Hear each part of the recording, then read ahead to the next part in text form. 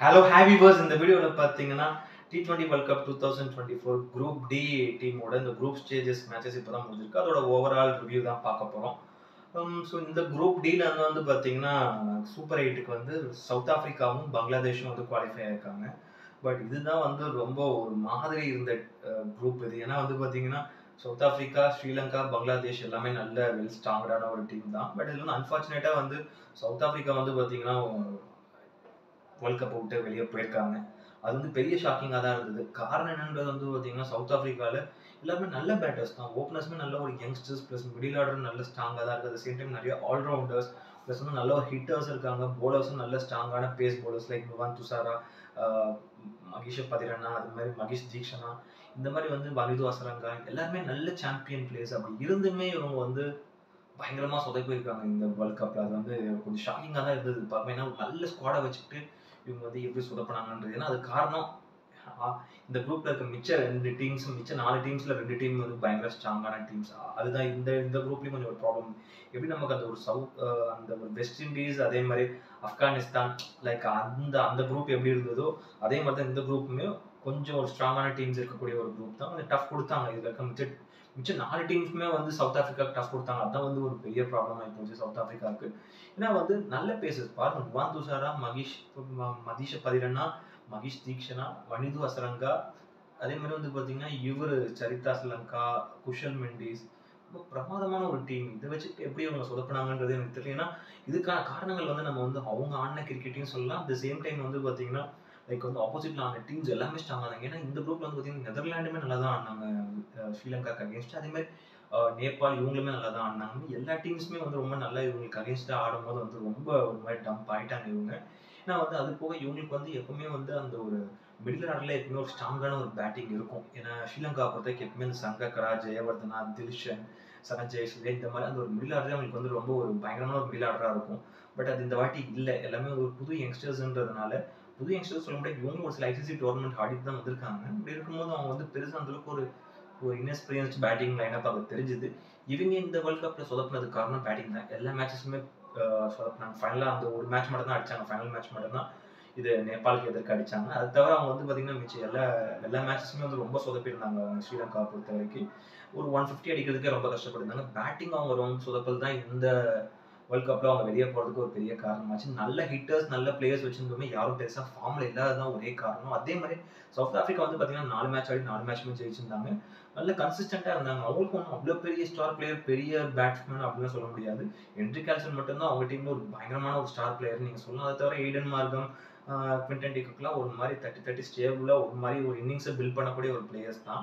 At the same time போலிங்கை பொறுத்த வரைக்கும் அவங்களுக்கு நார்கியா, ரபடா இந்த மாதிரி ஒரு ஸ்ட்ராங்கான ஒரு பேசர்ஸ் இருக்காங்க. அதே மாதிரி கேஷவ் மகாராஜா, தபசர் ஷம்ஷி இந்த மாதிரியான ஒரு ஸ்பின்னர்ஸும் இருக்காங்க. அப்படி இருக்கும்போது அவங்க வந்து ஓரளவு வெல் மிக்ஸ்டான ஒரு டீம் தான். பட் ரொம்ப வேற லெவல் டீம் அப்படின்னு சொல்ல முடியல கூட ஓரளவு ஒரு வெல் பேலன்ஸ்டா இருக்கக்கூடிய ஒரு டீம் தான். அவங்க 4க்கு 4 மேட்ச் வந்து பயங்கரமா வின் பண்ணியிருக்காங்க. டீம் பெர்ஃபார்மன்ஸ் இதுக்கு நம்ம வந்து அவங்க அதுதான் பாராட்டி அவங்க ஸ்டார் பிளேயர்ஸ் அதிகமான ஸ்டார் பிளேயர்ஸ் ஒரு டீம்ல இருக்கணும்னு அவசியம் கிடையாது. இந்த மாதிரி வேர்ல்ட் கப் இந்த மாதிரி முக்கியமான ஒரு ஐசிசி டோர்னமெண்ட்ஸ் வரும்போது இவங்க எல்லாருமே ஒரு இன்டர்நேஷனல் ஸ்டாண்டர்ட்ல ஆடுற பிளேயர்ஸ். இந்த பிச்சுக்கு ஏற்ற அடாப்ட் பண்ணி தான் ஆடுவாங்க. இவங்களும் வந்து யூஎஸ்ல தான் ஆடிருந்தாங்க எல்லா மேட்சுமே. லைக் இந்த ஸ்லோ பிச்சஸ்லாம் வந்து பார்த்தீங்கன்னா ஒரு ப்ரெஸ் கான்ஃபரன்ஸ்லேயே இவர் வந்து சொல்றாரு லைக் ஹென்றி கால்சன் எப்படியாவது அமெரிக்கா விட்டு வெஸ்ட் இண்டீஸ் போயிடுவோமா தான் எல்லாரும் பேட்டர்ஸும் துடிச்சிட்டு இருக்காங்க. அந்த அளவுக்கு அமெரிக்கன் பிச்சஸ்லாம் ஒஸ்டா இருக்கு அப்படின்றது. பட் இந்த மாதிரி பிச்சஸ்லயும் இந்த மாதிரி பிச்சஸ் வந்து ஹென்றி கால்சனுக்கு சூட் ஆகலைன்னா கூட இந்த அவர் நல்ல ஒரு ஹிட்டர். பட் அவருக்கு இந்த மாதிரி பிச்சஸ் சூட் ஆகலைன்னா கூட இதுக்கு அடாப்ட் ஆகி ஆடி ஒரு சில மேட்சஸ்லாம் வின் பண்ணி கொடுத்தாரு. அது பிரமாதமா இருந்தது அவரோட பேட்டிங்கை பார்க்கறதுக்கு. அதே மாதிரி ஓப்பனிங்ல குவிண்டன் டிகாக் பெருசா ஃபயர் ஆகல. அது வந்து பெருசா இவங்க டீமுக்கு எதுவும் தெரியல. ஏன்னா இவங்க போலர்ஸ் வந்து அந்த அளவுக்கு ஸ்ட்ராங்கா இருந்தாங்க. பிளஸ் ஃபீல்டிங்குமே உங்களுக்கு நல்லா இருந்தது சவுத் ஆஃப்ரிக்கா பொறுத்த வரைக்கும். அதனால வந்து இவங்க பேட்டர்ஸ் ஓப்பனர்ஸ் பெருசா ஃபயர் ஆகாது அவங்களுக்கு தெரியல. ஏன்னா வந்து மிடில் ஆர்டர்ல ஓரளவு காப்பாத்தி கொடுத்தாங்கன்னா எல்லா மேட்ச்லயும் இவங்களும் பெருசா அதிகமான ஸ்கோர்ஸ்லாம் ஒன்றும் அடிக்கல. 120, 120 தான் 130 தான் அடிச்சாங்க. பட் ஃபீல்டிங்ல நிறைய ரன்ஸை சேவ் பண்ணாங்க. அட் சேம் டைம் போலிங் பிரமாதமா போட்டாங்க. அதுதான் இவங்களோட ஒரு பெரிய பிளஸ். இப்போ ஸ்ரீலங்கா பொறுத்த வரைக்கும் வந்து பார்த்தீங்கன்னா போலிங் நல்லா ஸ்ட்ராங்கா தான் இருந்தது. பட் வந்து பேட்டிங் வந்து ஓரளவு கொஞ்சம் வீக்கா இருந்தாலுமே அவங்க அவங்க அவங்க லெவலுக்கான அந்த ஒரு கிரிக்கெட் ஆடல. பெருசா வந்து மிஸ்ஃபீல்ட் அதிகமா இருந்தது. அட் சேம் டைம் வந்து பவுலர்ஸும் வந்து பார்த்தீங்கன்னா ஒரு மேட்ச்ல நுவான் துஷாரா நல்லா போட்டா, ஒரு மேட்ச்ல மகேஷ் தீக்ஷனா நல்லா போடுறாரு, ஒரு மேட்ச்ல பதிரானா நல்லா போடுறாரு. இருக்கிறதே 4 மேட்ச் தான். அட்லீஸ்ட் இல்ல 3 மேட்சா ஜெயிச்சு தான் நம்மளால வந்து ஷார்ட் ஒரு குரூப் 8க்கு அடுத்த லெவல் போக முடியும் இந்த வேர்ல்ட் கப்ல அப்படின்றபோது அதுல வந்து பாத்தீங்கன்னா ஒரு ஒரு பிளேயர்ஸ் ஒரு ஒரு மேட்ச்ல பெர்ஃபார்ம் பண்ண மாதிரி யாருமே கோஆர்டினேட் பண்ணி பண்ணல. பட் இந்த சவுத் ஆஃப்ரிக்கா பொறுத்த வரைக்கும் இவங்க தான் ஒரு ஆவரேஜ் ஒரு bowling லைன் அப் தான். பட் அப்படி இருந்துமே ஆவரேஜ்னு கூட சொல்ல முடியாது. ஏன்னா ஆண்ட்ரி நார்கியா, கபிஸ் பரபட நல்ல ஒரு வேர்ல்ட் கிளாஸ் பவுலர்ஸ் தான். பட் T20 ஃபார்மேட்டை பொறுத்த வரைக்கும் இவங்க வந்து அந்த அளவுக்கு பெருசா எதுவும் இல்லாத. ஏன்னா இவங்கலாம் டெஸ்ட் பவுலர்ஸ், நல்ல ஒரு டெட்லியான டெஸ்ட் பவுலர்ஸ். பட் ஆனால் T20 ஃபார்மேட்ல இவங்க வந்து கொஞ்சம் ஒரு ஆவரேஜ் தான் நான் சொல்லுவேன். பட் அப்படிங்கும் ரொம்ப பிரமாதமா கோஆர்டினேட் பண்ணி சூப்பரா எக்கனாமிக்கலான ஸ்கில்ஸ்லாம் ஆண்ட்ரி நார்கியா செமையா போட்டாரு. அது இவங்களோட டீம் கோஆர்டினேஷன், ஒரு ஃபீல்டிங்கா இருந்தாலும் சரி, ஒரு bowling இருந்தாலும் சரி, ரொம்ப சூப்பரா போட்டாங்க. எஸ்பெஷலி ஆண்ட்ரி நார்கியாலாம் செம்ம பெர்ஃபார்மன்ஸ் இந்த வேர்ல்ட் கப்ல. 4 மேட்ச்மே அவ்வளோ கிளினிக்கலா பக்காவா வின் பண்ணாங்க. அதே மாதிரி வந்து பார்த்தீங்கன்னா நெதர்லாண்ட்ஸ் அவங்களும் ஓரளவு டஃப் கொடுத்தாங்க நிறைய மேட்சஸ்ல. அவங்க வந்து இந்த ரொம்ப வருஷமா வேர்ல்ட் கப் ஆடிட்டு தான் வராங்க. இந்த மாதிரி குவாலிஃபயர் ஆடி எப்படியோ உள்ள வராங்க group stage. But group stage உள்ள வெளியே போறாங்க. அவங்களால அடுத்த லெவல் சூப்பர் 8க்குள்ள போக முடியல. பட் இன்னும் அவங்களுக்கும் டைம் இருக்கு. நிறைய பிளேயர்ஸ் இப்போ ஓரளவுக்கு கொஞ்சம் டெவலப் ஆகிட்டு தான் வராங்க. அதே மாதிரி நேபாள் இந்த வாட்டி ரொம்ப பெருசா வந்து எனக்கு தெரிஞ்சு இந்த குரூப்ல பங்களாதேஷ்க்கு பதிலா நேபாள் தான் வர வேண்டியது. ஏன்னா சுச்சுவேஷன் அப்படிதான் இருந்தது. ரொம்ப வந்து அவங்களுக்கு சாதகமாக தான் இருந்தது. பட் சவுத் ஆப்பிரிக்காக்கு எதிர்க்க ஒரு ரன்ல தோத்தாங்க. அந்த மேட்ச்ல எத்தனை பேர் பார்த்துருப்பீங்கன்னு தெரியல. பட் பார்த்தவங்கலாம் கண்டிப்பா ஷாக் ஆயிருப்பீங்க. ஒரு ரன்ல தோத்தாங்க. அங்கேயே வந்து பார்த்தீங்கன்னா ஃபீல்டிங் தான். சவுத் ஆப்பிரிக்கா தரமான ஃபீல்டிங் அந்த மேட்ச்ல. அதே மாதிரி அங்க ஒரு ரன்ல தோத்தாங்க. அதே மாதிரி இங்க வந்து பார்த்தீங்கன்னா லைக் வந்து பங்களாதேஷ்க்கு அகைன்ஸ்டாவும் பேட்டிங்ல ரொம்ப சொதப்பல. ஏதோ ஒரு 20 ரன் மார்ஜின்ல தான் தோத்தாங்க. அதுவும் சேசிங்ல தான் தோத்தாங்க. 2 மேட்ச்மே வந்து நேபாள் வந்து சேசிங்ல தான் தோத்தாங்க. அந்த பங்களாதேஷ்க்கு எதிர்க்க மேட்ச்ல அவங்க ஜெயிச்சிருக்கலாம். அவ்வளோ வாய்ப்பு அவங்க கிட்ட இருந்தது. அதுல ஜெயிச்சிருந்து நேபாள் இப்போ இவங்க கூட ஆடின சவுத் ஆப்பிரிக்கா கூட ஆடின அந்த ஒரு ரன் வித்தியாசத்துலயும் அவங்க ஜெயிச்சிருந்தாங்கன்னா கண்டிப்பா வந்து அவங்க வந்து சூப்பர் 8க்கு போயிருப்பாங்க. அதனால வந்து இந்த 2 மேட்ச்மே சேசிங் லெவல் கிட்ட போய் விட்டாங்க. ஒரு அன்எக்ஸ்பீரியன்ஸ்டு பேட்டிங் அது தெரியுது அவங்க கிட்ட இருந்து. பட் அப்பயும் வந்து யங்ஸ்டர்ஸ் எல்லாமே பிரமாதமா ஆடினாங்க. இந்த வேர்ல்ட் கப்ல நேபாள் மட்டும் சூப்பர் 8 வந்திருந்ததுன்னா இன்னும் பிரமாதமா இருந்திருக்கும். நான் அதுதான் எதிர்பார்த்தேன். ஆனா பங்களாதேஷ் ரொம்ப சூப்பரான ஒரு பெர்ஃபார்மன்ஸ் கொடுத்தாங்க. ஏன்னா அவங்கள வந்து அவங்களுக்கும் சேம் லைக் இந்த மாதிரியான ஒரு டீம் பெர்ஃபார்மன்ஸ் தான். ஏன்னா இங்க நடக்கிற மேட்சஸ் எல்லாமே இந்த யூஎஸ்ல ஒரு மாதிரி ஸ்லோ பிச்சஸ்ல நடக்கிறதுனால அவங்க டீம்லயும் வந்து நல்லா பிரமாதமா bowling போட்டிருந்தாரு. இவர் முஸ்தபிகுர் ரஹ்மான், அவங்க முஸ்தபிகுர் ரஹ்மான் செமையா போட்டிருந்தாரு. அவர் வந்து இப்போ இங்க சிஎஸ்கேல நல்லா தான் போட்டிருந்தாரு. இந்த வேர்ல்ட் கப் ப்ரிப்பரேஷனுக்காக பாதிலே போயிட்டாரு. ஆனால் நல்ல டெட்லியா போட்டாரு bowling. நிறைய ஓவர்ஸ் வந்து அந்த ஸ்லோ கட்டர்ஸ்லாம் செமையா போடுவாரு. பட் இங்கேயும் வந்து வேர்ல்ட் கப்ல அதே ஃபார்மை வச்சு நல்லா எக்கனாமிக்கலா போட்டிருந்தாரு அவர். அது மாதிரி டஸ்கின் அகமதி இவங்க 2 பேருமே ரொம்ப பிரமாதமா பேஸ் டிபார்ட்மெண்ட்ல செமையா போட்டிருந்தாங்க. அதே மாதிரி ஸ்பின்ல வந்து யாரோ ரிச்சர்ட் உஸ்டைன் அப்படின்ற ஒரு ஸ்பின்னர் வந்து ஒரு லெக்கி ஒருத்தர் இருக்காரு. அவர் பிரமாதமா போட்டாரு ஸ்பின்னர். அதே மாதிரி ஷகிப் அல் ஹசன் பெருசா ஃபார்ம்ல இல்ல. பட் ஆனால் அது இவங்களுக்கு எதுவும் பெருசா தெரியல. ஷகிப் அல் ஹசன் பேட்டிங்கும் சரி, பேட்டிங்ல சுத்தமா ஃபார்ம்ல இல்ல. bowlingலயும் பெருசா ஃபார்ம்ல இல்ல. அப்படி இருந்தப்பயும் இவங்க வந்து பாத்தீங்கன்னா ஓரளவு இந்த bowlers வச்சு மேனேஜ் பண்ணி கொண்டு வந்துட்டாங்க. ஃபீல்டிங் எல்லாமே பிரமாதமா இருந்தது. பேட்டர்ஸ்ல வந்து பாத்தீங்கன்னா இந்த தௌஹீத் ரிதாய் அவர் வந்து நல்ல பேட்டிங் சென்சிபிளா ஆடினாரு. இந்த கண்டிஷன்ஸ்க்கு ஏற்ற மாதிரி ஆடினாரு. ஏன்னா அவர் வந்து நல்ல ஒரு ஓடிஐ பிளேயர். அவர் எனக்கு தெரிஞ்சு T20 பிளேயர் கிடையாது. பட் அவர் இந்த கண்டிஷன்ஸை முன்னாடி அக்சஸ் பண்ணி பிளேயிங் லெவலில் எடுத்துட்டு வந்திருக்காங்க ஸ்குவாட்ல கொண்டு வந்து. நல்லா பிரமாதமா ஆடினார் அவரு. அதே மாதிரி ரிதன் தாஸ் அவரும் பெருசா எதுவும் ஆடலை. ஏன்னா அவரு பேட்டிங் அவரோட அந்த கேம் ஸ்டைலுக்கு ஏற்ற ஒரு பிச்சு இது கிடையாது. பட் அவரும் முடிஞ்ச அளவுக்கு பார்த்தாரு. பட் அவங்க நல்லா சென்சிபிளா ஆடினாங்க. ஏன்னா அவங்க வந்து லைக் வந்து பங்களாதேஷ் இங்க வந்து இப்போ இந்த சூப்பர் 8க்கு வராங்கன்னா அதுக்கான காரணம் அவங்க ஆடின இந்த 4 மேட்சஸ்லயுமே அவங்க வந்து bowling தான் காரணம் நான் சொல்லுவேன். அந்த அளவுக்கு வந்து பிரமாதமா எல்லாரும் bowling நல்லா போட்டிருந்தாங்க அவங்க டீம்லயும். ரொம்ப வந்து கன்சிஸ்டண்டா போட்டாங்க bowlers வந்து முஸ்தபிகுர் ரஹ்மான், நான் சொன்ன மாதிரி இவங்க எல்லாம் தஸ்கின் அகமத் எல்லாமே ரொம்ப பிரமாதமா போட்டிருந்தாங்க.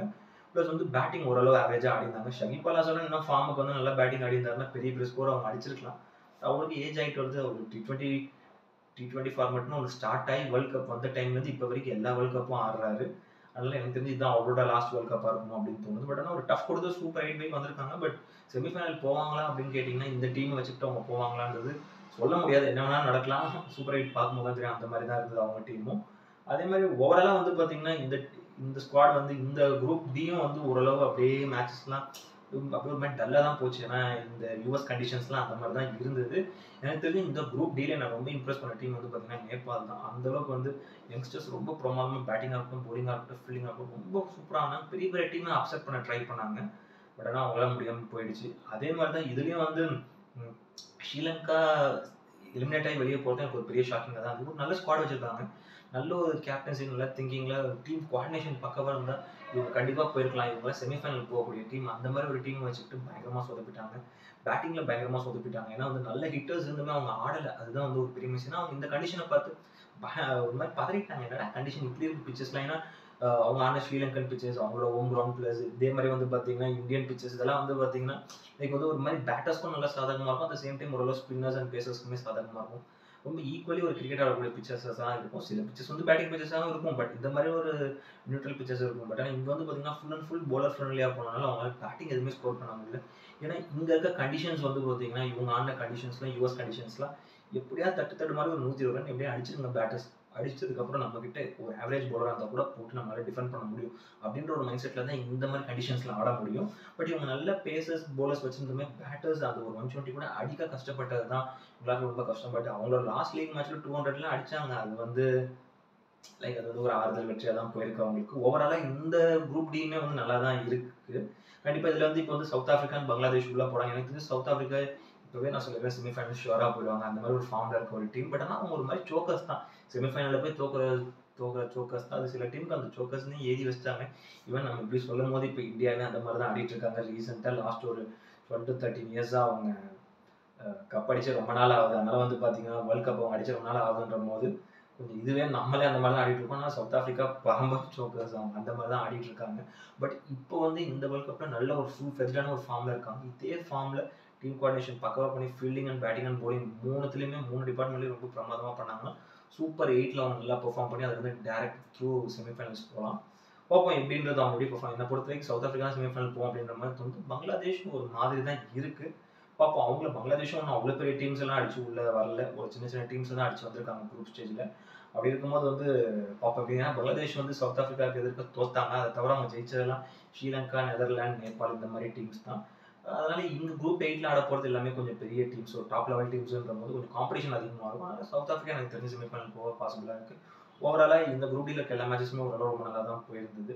பார்ப்போம் இதுலேருந்து இப்போது லைக் சவுத் ஆஃப்ரிக்காவா இல்லை பங்களாதேஷா யார் வந்து செமிஃபைனல்ஸ் போகிறாங்கன்றது வெயிட் பண்ணி பார்ப்போம். குரூப் 8 இன்னொரு 2 டேஸில் ஸ்டார்ட் ஆக போகுது. இந்த வீடியோ பிடிச்சிருந்ததுன்னா லைக் பண்ணுங்கள், கமெண்ட் பண்ணுங்கள், ஷேர் பண்ணுங்கள், சேனல் சப்ஸ்கிரைப் பண்ணுங்கள். இந்த வீடியோட லிங்க்கும் உங்கள் ஃப்ரெண்ட்ஸ் எல்லாருக்கும் ஷேர் பண்ணுங்கள். இன்னொரு நல்ல வீடியோவில் மீட் பண்ணலாம். ஓகே ஃப்ரெண்ட்ஸ், தேங்க்யூ, பாய்.